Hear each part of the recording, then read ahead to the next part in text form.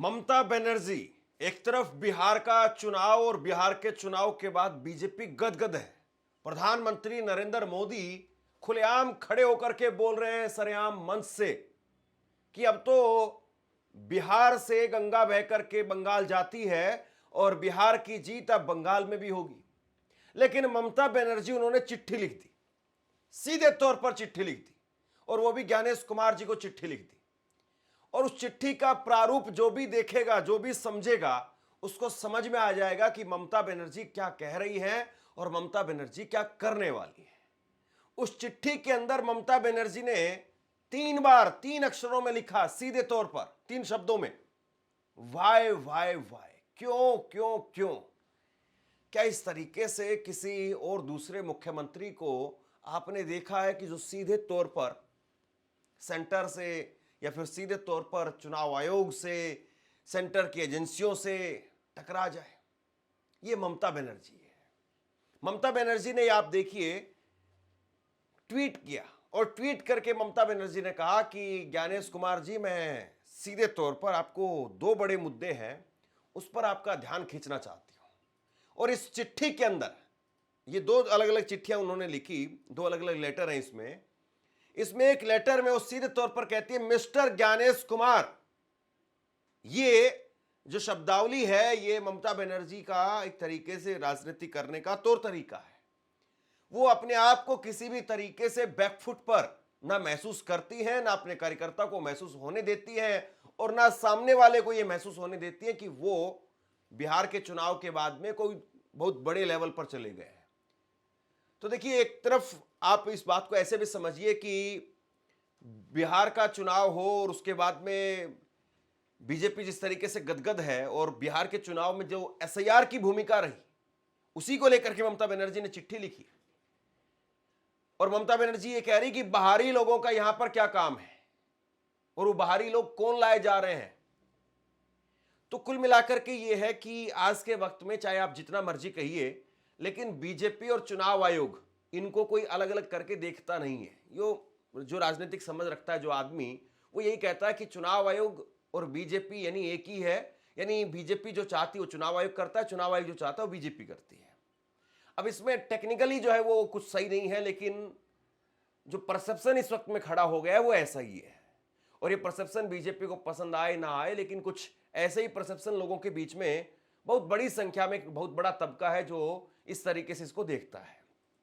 अब बड़ी बात क्या है? बड़ी बात यह है कि यहां ममता बनर्जी वो 2 बातें कह रही है। जो पहली चिट्ठी, जरा एक बार पहली चिट्ठी आप देख लीजिए। ममता बनर्जी वो कह रही कि आपको बाहरी लोग बुलाने की जरूरत क्या है। 1000 लोगों को, डाटा एंट्री के 1000 लोगों को, और उसमें 50 सॉफ्टवेयर इंजीनियर्स को, उनको लगाया जा रहा है कॉन्ट्रैक्ट पर 1 साल के लिए। तो ममता बनर्जी कह रही है कि भैया, पहले से हमारे पास में लोग हैं जो बंगाली भाषा भी जानते हैं, बंगला भाषा भी जानते हैं। आप ऐसे में बाहर से यहां पर लोग क्यों लेकर के आ रहे हो? हमारे पास में पहले से लोग हैं, तो आप बाहरी लोगों को क्यों लेकर के आ रहे हैं? हमारे पास में सक्षम आदमी है, एजुकेटेड है, जो यहाँ के स्ट्रक्चर को समझते हैं, चीजों को समझते हैं, भाषा को समझते हैं, किसी प्रकार से उनको कोई दिक्कत नहीं। लेकिन आप बाहरी लोगों को यहां क्यों लेकर के आ रहे हो? क्या एक पार्टी को फायदा पहुंचाने के लिए सब कुछ किया जा रहा है? ये ममता बनर्जी कह रही है। और इसी से आप समझ जाइए कि मामला कितना जो है वो सीरियस है। और वैसे भी जो है ये सही सवाल दिखाई देता है कि एक राज्य में कॉन्ट्रैक्ट पर 1 साल के लिए 1000 लोगों को क्यों लेकर के आया जा रहा है बाहर से? और सबसे बड़ी बात तो यह है कि किसी राज्य में अगर कहीं रोजगार मिल सकता है या चीजें हो सकती हैं, तो फिर क्यों नहीं उस राज्य में पहले हो, क्यों नहीं उस राज्य के लोगों के साथ में हो? ठीक है, उसमें आप स्टेट चेंज कर दीजिए, माफ कीजिए, डिस्ट्रिक्ट उसमें आप चेंज कर दीजिए। और आप देखिए कि जैसे बीएलओ की ड्यूटी लगती है या और दूसरे अधिकारियों की लगती है, तो सब स्थानीय लोग तो होते हैं। और डेटा एंट्री ऑपरेटर कोई ऐसा नहीं कि बहुत गोपनीय है और वो कुछ फेरबदल कर देंगे, ऐसा भी नहीं। दूसरी चिट्ठी उन्होंने जो लिखी है उसमें सीधे तौर पर वो क्या कह रही है? वो कह रही है कि कहीं पर भी पोलिंग स्टेशन बनता है तो पोलिंग स्टेशन कोई सरकारी जगह होती है, सरकारी स्कूल वगैरह होता है, सरकारी कॉलेज होता है, वहां पर बनता है। लेकिन आप प्राइवेट कॉम्प्लेक्स को क्यों मतदान केंद्र बनाना चाहते हैं? ये बहुत सीरियस सवाल है। कोई भी प्राइवेट जो आवास है किसी का, प्राइवेट कॉम्प्लेक्स है किसी का, उसको जो है वो सरकारी क्यों बनाया जाए, मतदान केंद्र क्यों बनाया जाए, सरकारी जगह को क्यों नहीं बनाया जाए? और नियम कायदे यही है जिसका नियम ममता बनर्जी यहां पर कह रही हैं कि कहीं पर भी पोलिंग स्टेशन बनता है तो वो उस जगह के 2 किलोमीटर के पास के दायरे के अंदर होना चाहिए। यानी कहीं पर लोग रहते हैं तो उन लोगों के 2 किलोमीटर के पास में कोई सरकारी स्कूल हो, कोई सामुदायिक केंद्र हो, वहां पर जो पोलिंग स्टेशन बनाया जाए। लेकिन आप किसी प्राइवेट कॉम्प्लेक्स को क्यों बना रहे हैं? और इसी में ममता बनर्जी, इसी के अंदर ममता बनर्जी वो 3 बार वाय वाय वाय लिखती हैं। यानी क्यों क्यों क्यों क्यों ऐसा कर रहे हो आप? ज्ञानेश कुमार जी बताइए, आप प्राइवेट कॉम्प्लेक्स को पोलिंग स्टेशन या पोलिंग के लिए क्यों इस्तेमाल कर रहे हो? यह बहुत बड़ा सवाल है। और यह सवाल जो है वो इसलिए भी महत्वपूर्ण हो जाता है क्योंकि बीजेपी के पास में बिहार में यह कहा जाता है कि 3 बड़े फैक्टर रहे जिसकी वजह से बीजेपी जीती। और पहला है एसआईआर। पहला एसआईआर जिसको लेकर के यह कहा गया कि भैया एसआईआर की वजह से एक बहुत बड़ा तबका उसका वोट, उसका जिन लोगों का कटवाना था वो कट गया, जिन लोगों का जुड़वाना था वो जुड़ गया और मनमर्जी तरीके से हो गया। हालांकि आधिकारिक तौर पर ऐसी बातें सामने नहीं आई, लेकिन एसआईआर को विपक्षी पार्टी एक बहुत बड़ा मुद्दा मानती है। या जितने भी अभी तक विश्लेषक बिहार की हार या जीत को देख रहे हैं वो इस बारे में कहते हैं कि एसआईआर का एक बड़ा रोल रहा है। अब वो क्या रोल है वो तो तथ्यों के साथ में अगर समझ में आए तो फिर बेहतर होगा, लेकिन आज के वक्त में सबसे बड़ी बात यह चुनाव आयोग को लेकर के ये कहा जाता है कि चुनाव आयोग वो वोटर लिस्ट डिजिटल दे तब बहुत सारी चीजें सामने आ सकती है, लेकिन कोई इंडिविजुअल अगर इस लेवल पर काम करे कि वोटर लिस्ट को वो खंगाले, चेक करे और उसके बाद में वो चीजों को बदले, बड़ा मुश्किल काम हो जाता है। तो ऐसे में ममता बनर्जी वो क्या वाकई बिहार के मॉडल पर उनको हरा सकते हैं आप? ये बहुत बड़ा सवाल है। क्योंकि देखिए बिहार में 2-3 फैक्टर थे। एक तो एसआईआर का फैक्टर था, दूसरा फैक्टर यह था कि वहां पर गठबंधन था। गठबंधन में कांग्रेस की खिचड़ी अलग पक रही है, आरजेडी की खिचड़ी अलग पक रही है। मुकेश सैनी कह रहे हैं कि भैया मुझको डिप्टी सीएम नहीं बनाओगे तब तक मैं चलूंगा नहीं, मैं हिलूंगा नहीं। अलग अलग खिचड़ियां सबकी थी और अलग अलग मुद्दे हो सकते हैं, लेकिन एक गठबंधन भी एक बड़ी वहां पर कमजोर कड़ी है। लेकिन ममता बनर्जी के साथ में कोई गठबंधन वाली समस्या नहीं है। यहां वो एकला चलोरे की नीति पर चलती है और एकला चलोरे की नीति पर चल करके बीजेपी को टक्कर देती। याद कर लीजिए आप 2021 का चुनाव, पिछले साल वाला, पिछले कार्यकाल का जो चुनाव था, उसमें ममता बनर्जी वो सीधे प्रधानमंत्री नरेंद्र मोदी से टक्कर ले रही थी। और इसमें कोई ऐसा नहीं था कि कोई लाग लपेट के साथ में खेला होबे, ये मतलब ललकार करके वो बोलने वाली नेता है। ममता बनर्जी वो ऐसी नेता नहीं है कि बंद कमरे में, एसी कमरे में रहेंगी और वहीं से सब कुछ मॉनिटर करती रहेंगी, वहीं पर इंटरव्यूज उनके हो रहे हैं, वहीं पर उनका सब कुछ चल रहा है। या कहीं पर रैली लगी है, हेलीकॉप्टर से उतरी है, फिर उसके बाद में रैली में गई और रैली में जा करके वहां पर मंच सजा हुआ है, बैठ करके खड़ी होकर के रैली में भाषण दे करके आ गई। वो रैली में भी जाएंगी तो 30 फुट का 15 फुट का मंच होगा तो उस पर चलती रहती इधर से उधर, लोगों के बीच में चली जाएंगी, पैदल चलेंगी, मार्च निकालेंगी। ममता बनर्जी अलग स्टाइल की नेता है। वो ऐसा नहीं है कि चुनाव आ गया तो चलिए रैलियां शुरू करते हैं, लोगों के बीच में जाते हैं और बाकी टाइम पर ट्वीट करती रहेंगी या फिर इंटरव्यूज देती रहेंगी, उन सब में वो खेलती रहेंगी। नहीं, जमीनी नेता है वो। ममता बनर्जी कांग्रेस से अलग होकर के गई, लेकिन कांग्रेस का कोई एक नेता बता दीजिए आप जो अलग होकर के इतना कामयाब हो पाया हो और जिसके पास में खुद का अपना कोई बहुत बड़ा वजूद ना रहा हो। लेकिन ममता बनर्जी वो कांग्रेस से अलग होकर के गई, अपनी पार्टी बनाई, 3 बार की मुख्यमंत्री, सीधे ललकारती है बीजेपी को। अब उनकी लड़ाई कांग्रेस के साथ में, लेफ्ट के साथ में नहीं है, वहां पर कांग्रेस और लेफ्ट खत्म और वहां सीधी लड़ाई बीजेपी के साथ। नरेंद्र मोदी वो सीधे कह रहे हैं कि नहीं भैया अब ये बिहार वाली गंगा वहां जाएगी। अब ये बिहार वाली गंगा है या बिहार वाला मॉडल है, और ये बिहार वाला मॉडल है तो कौन सा मॉडल है, ये भी बहुत बड़ा सवाल है कि बिहार का कौन से मॉडल की वो बात करते हैं। तो जिस तरीके से ममता बनर्जी काम कर रही है, जैसे ममता बनर्जी काम कर रही है, ये अपने आप में एक बहुत बड़ा सवाल हो जाता है कि ममता बनर्जी क्या वाकई बीजेपी की यहां पर दाल नहीं गलने देगी। और बीजेपी ये सोच करके ठान करके इस वक्त में चल रही है कि बिहार हो गया तो बंगाल भी है। लेकिन वहां सबसे बड़ी बात यह है कि बीजेपी के पास में जो एक चीज बिहार में थी, हरियाणा में थी, मध्य प्रदेश में थी या फिर महाराष्ट्र में थी, वो बंगाल में नहीं है, और वो है पैसा बांटने का सिस्टम। क्योंकि हरियाणा में आपकी सरकार थी, महाराष्ट्र में आपकी सरकार थी, बिहार में आपकी सरकार थी, पैसे बट गए और उसके बाद में एक बहुत बड़ा फर्क, एक बहुत बड़ा असर वो देखने को मिला। और पैसे के बलबूते पर बीजेपी ने एक नैरेटिव एक तरीके से सेट कर लिया। बिहार में तो सीधे तौर पर 10-10 हजार रुपए गए, 1.5 करोड़ महिलाओं के खाते में गए और चुनाव के बीच में भी जाते रहे। अब सोचिए कि हर शुक्रवार को पैसे आ रहे हैं, 10 लाख रुपए, 10 लाख महिलाओं के खाते में, 20 लाख महिलाओं के खाते में पैसे आ रहे हैं। अब बताइए वहां कैसे जो है वो सरकार को आप हराएंगे। और वो ये भी कह रहे हैं कि 6 महीने के अंदर अंदर आपको 2-2 लाख रुपए और देंगे। बताइए फिर विपक्ष के लिए वहां पर कहां चांस बच जाता है कि विपक्ष वहां हरा पाएगा। तो ये सारी चीजें बंगाल में नहीं हो पाएंगी, क्योंकि बंगाल में ममता बनर्जी की पहले बहुत सारी स्कीमें चल रही है।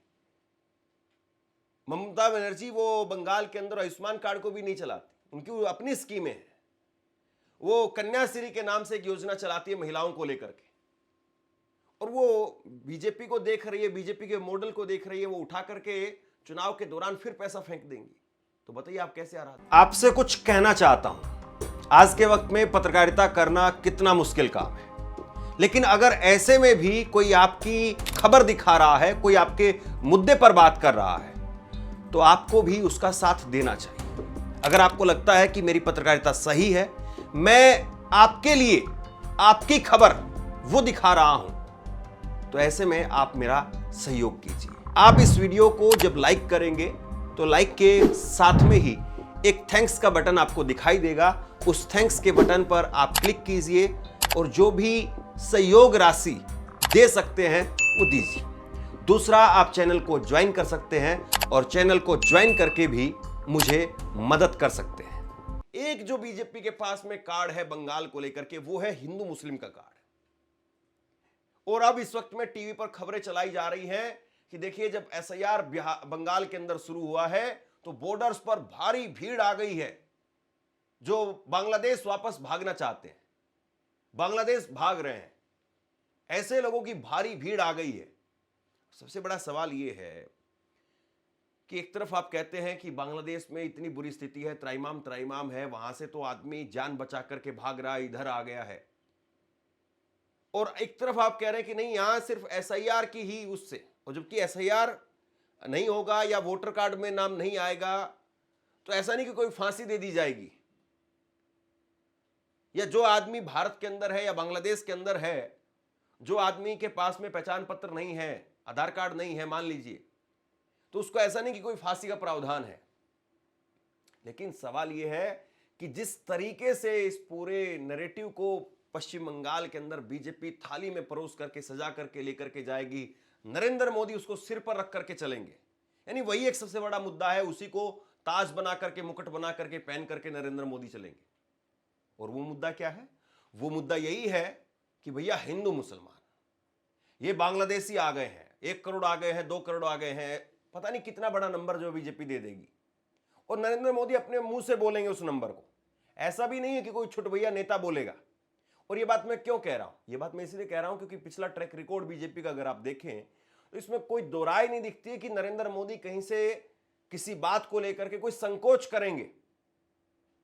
नरेंद्र मोदी वो सीधे तौर पर जो है वो मतलब बिलो द बेल्ट जाकर के भी बहुत बार बिलो द बेल्ट जाकर के टिप्पणी करते हैं। याद करिए पिछले चुनाव के अंदर, दीदी ओ दीदी, ये नरेंद्र मोदी का स्टाइल था। आदरणीय दीदी ओ दीदी,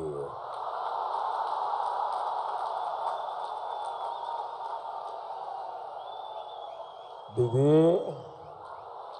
ओ दीदी। प्रधानमंत्री नरेंद्र मोदी और ममता बनर्जी की उम्र के बीच में महज 5 साल का अंतर है। ऐसा नहीं कि नरेंद्र मोदी कोई 25-30 साल बड़े हैं ममता बनर्जी से और वो तो बस ऐसे ही जो उनको बोल रहे हैं। नरेंद्र मोदी इस वक्त में 75 साल के हैं और ममता बनर्जी 70 साल की है। और जब पिछली बार वो बोल रहे थे तो नरेंद्र मोदी 70 के थे और ममता बनर्जी 65 की थी।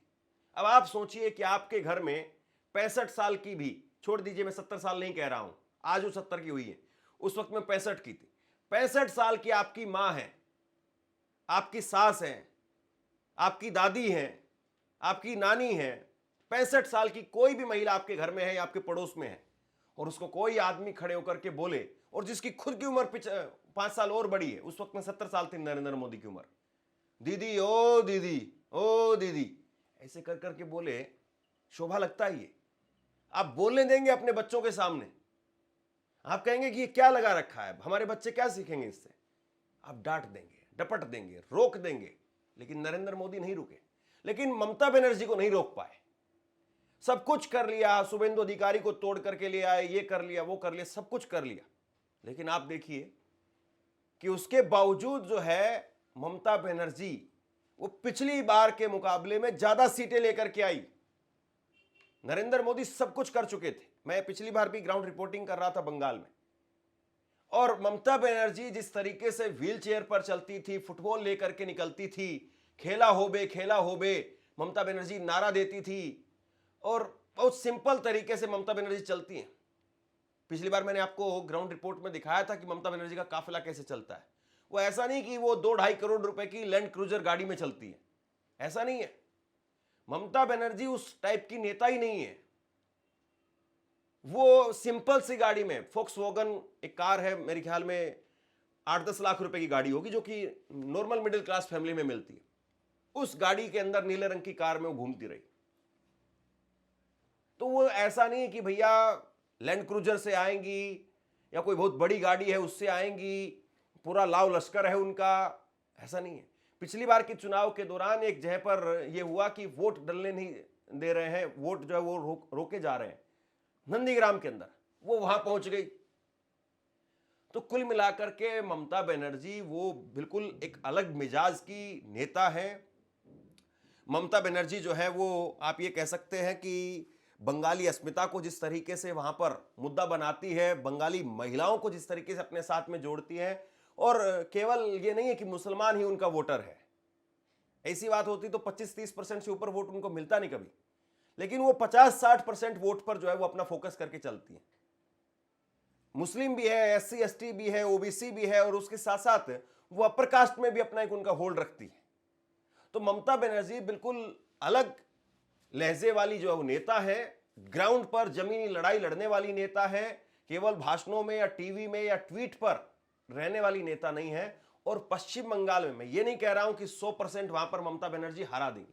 देखिए, चुनाव में ऐसे दावे जो है वो नहीं करने चाहिए, लेकिन अगर आप पेपर पर देखें, अगर आप काबिलियत के तौर पर देखें, अगर आप और दूसरे फैक्टर देखें, तो नरेंद्र मोदी और ममता बनर्जी में अभी भी इस वक्त में भी जमीन आसमान का अंतर है। विधानसभा चुनाव में और इस बार लोकसभा चुनाव में भी मुंह की खानी पड़ी थी।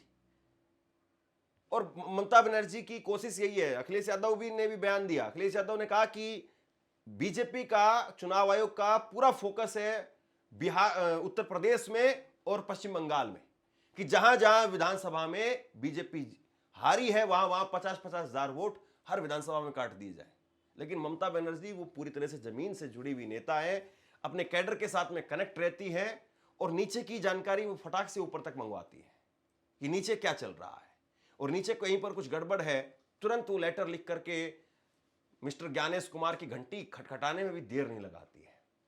तो ये सब कुछ बंगाल में चल रहा है, और इसके बीच में बीजेपी के लिए कितना वहां पर स्पेस बन पाएगा, बीजेपी कितना अपने लिए स्पेस बना पाएगी, ममता बनर्जी को कैसे बीजेपी चुनौती देगी, और चुनाव आयोग वो इस वक्त में क्या करेगा, और SIR, ये बहुत बड़ी बात है, SIR उसका एंड रिजल्ट क्या होगा, देखने वाली बात है। आप क्या सोचते हैं नीचे कमेंट बॉक्स में लिख करके जरूर बताइए। इस खबर को शेयर कीजिए।